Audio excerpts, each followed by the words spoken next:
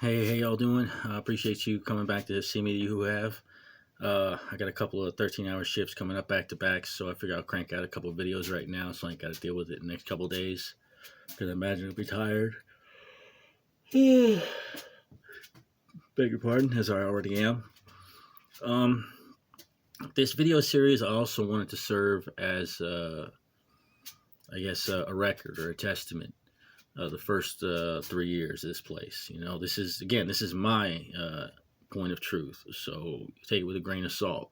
I tell you I'm going to be as honest as I can from my perspective, but it is what it is. You know what I mean? And I am biased, but I'm going to do my best to block my biases. I mean, I can't make any promises. But continuing on in the story, I'll tell you that when I hopped on board there, I was much plumper than I was now. I was sitting right about 237 pounds, roughly. I've been working at the post office for the 3 years prior, sitting in a truck or an LLV and just chowing on fast food. I'd spend my mornings working in a case, casing all the mail, and I cased the DPS, the digitally processed mail. I cased it all together so I wouldn't have two different portions, so I was standing longer. But I mean, I was sitting in the truck less time. But again, not really, because then I go pick someone else's mail up after I was done. I was sitting in the less with my route, but I have to come back in and finish someone else's route. But it was a job. Anyways, got turned into a little chunky monkey. Because I'm like, I don't know, 5'8", 237 then. But yeah, anyways, what had happened was the owner was like, I'm taking you and Courtney to the gym in the morning, 7 a.m. from now on. You know, we're going to get you in shape because I want my team in shape.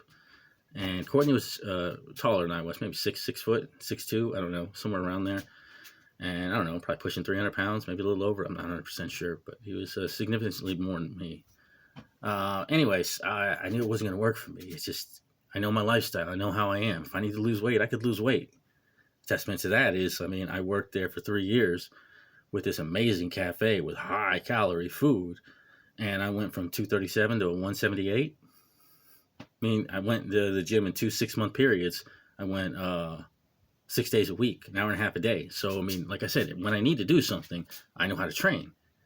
But it's like he didn't take that into account. He didn't want to take it into account. He just said, you're going to do this. And I remember when I was like, I'm sorry, I can't do it, sir. That's going to be a no for me. There's a disappointment in his eyes. But he did relent. But again, it was right after this, and I didn't realize it then. I didn't realize it until I was doing my after action report. That was right at the time when he started breaking my ball. Because again, I was a builder. I took these little models, I built them together, and I scraped them with what do you call it? An X-Acto knife. Sorry.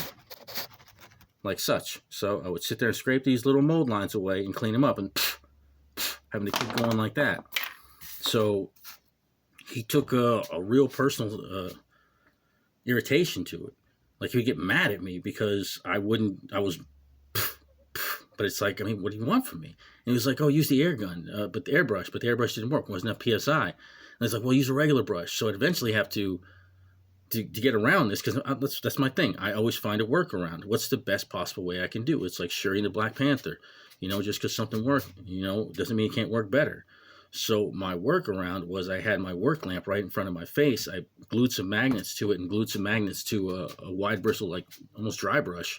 That way, instead of blowing, I could take this brush. I would just sit there in shape, take the brush and dust it off, put it down, keep going. But again, what did it do? It added time. And then later on, he bitched at me for taking too long. It's like, how does that not feel like a no-win scenario for me? You know, he wouldn't let me go in the other room because he needed to see me. It's like, how am I supposed to read that? You know? It's like, I tell you no, and then now here you are breaking my balls like I'm a bad guy. And the other two, they didn't do it as much as once because they weren't builders, but they did do it. But he never said a word to them when they did it. He only said it when I did it. And this is like in the very beginning.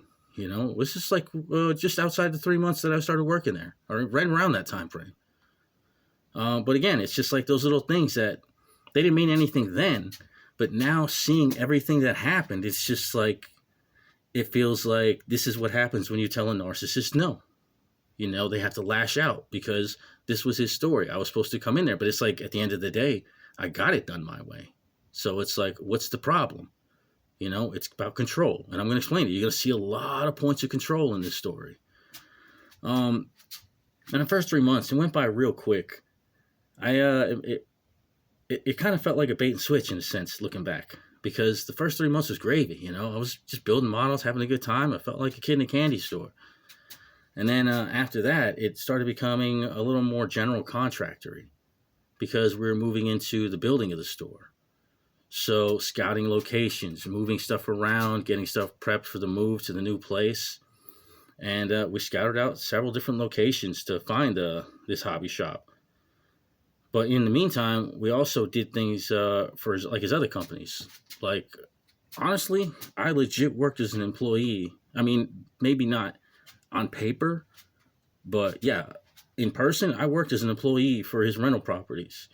I mean, there was a property that he had us on that he needed, because the thing is, he needed to clear out these rental properties, and people left. They didn't take care of them, so he had to fix them up. That way he can get some other butts in the seats. That way they can pay the rent, and the rent would pay for the stuff we needed to build the store that he wanted to get and all that kind of nonsense.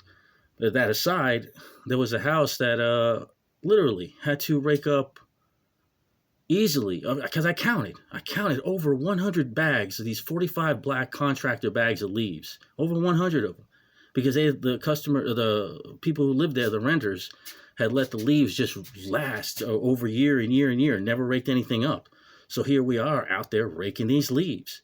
I mean, I've put patched drywall, painted, power washed the outside of buildings. I mean, like I said, real work, real, like, freaking people have jobs for this stuff.